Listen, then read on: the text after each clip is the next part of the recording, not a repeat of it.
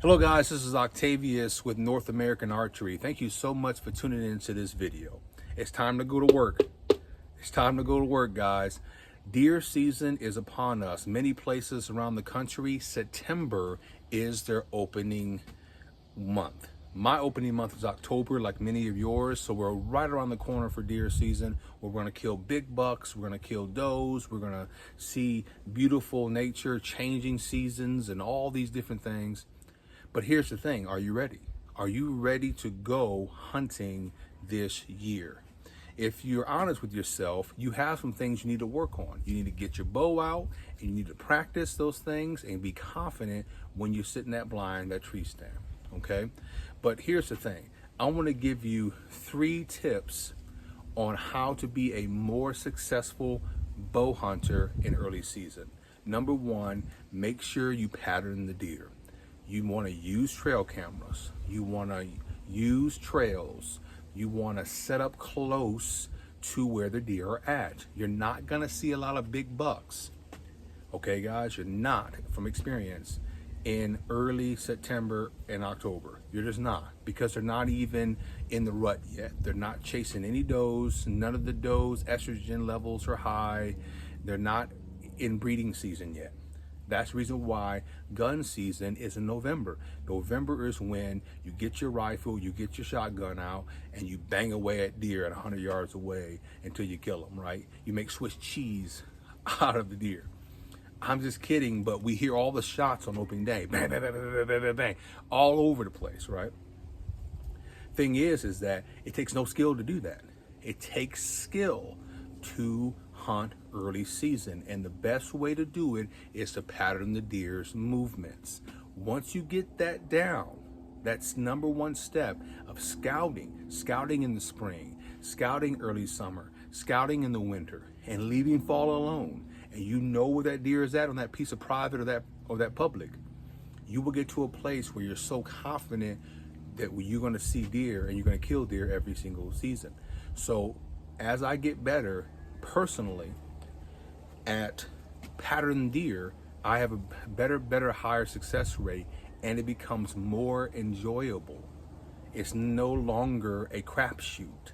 If the deer are going to push this way because a doe gets out of his bed, or excuse me, a doe gets up because a buck is chasing her across the field, and maybe you'll shoot a couple shots into her back and spine her, and then all of a sudden now you got a harvest. That's not what I'm into. So the thing is step number 1 is to pattern your deer. Step number 2, make your setup as close as you can to that deer, to that herd of deer. So when you do all your scouting and you have all these deer on your cams, set up close, but not to the point where you're right on top of them, but you want to be probably about maybe 30 to 60 yards, in my opinion, away from where the deer are at, and you want to cut their trail off from their bed and their feeding source, or from their bed to their watering hole.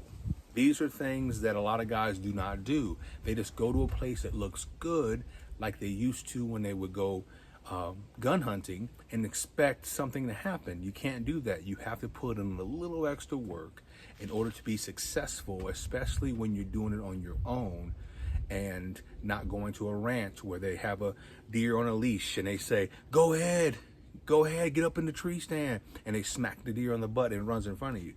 If you want to do that, that's fine. I have guys that I work with that literally do that. But for me, I go out and scout. I go out and want the challenge. I want to be an outdoorsman.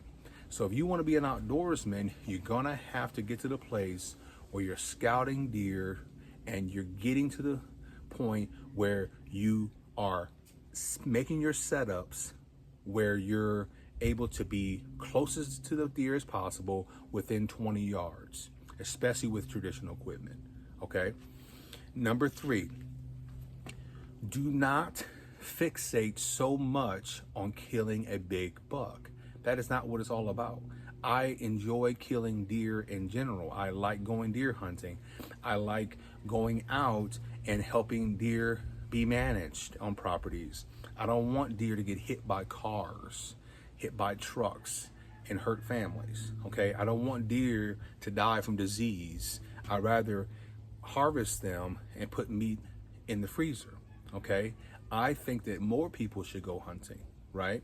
And so I'm not going to focus my attention all on buck, even though I want to shoot a big buck every single year because I enjoy the challenge of a mature buck. I'm also happy if I get a buck or if I get a doe. Okay, just don't shoot them when they're so small you can wipe milk from their mouth. Okay, that's the thing that I don't do. If the deer is small, under a yearling, do not shoot the deer.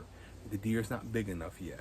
I know a lot of guys know that, but a lot of guys don't. And I've actually went hunting with some of my buddies and they got frustrated and they've shot little deer when they're not even big enough to shoot. So you want to shoot a yearling on up. You can look up online and they can show you when a buck's mature enough to harvest and they have the time that they need in order to be an ethical kill. Okay, and so make sure that you follow these tips because I believe it's really going to help you this season. And I think that if you hang in there, you're going to do a really good job. Okay, so now remember this: you don't have to get ready when you stay ready. All right, guys, let's go to work.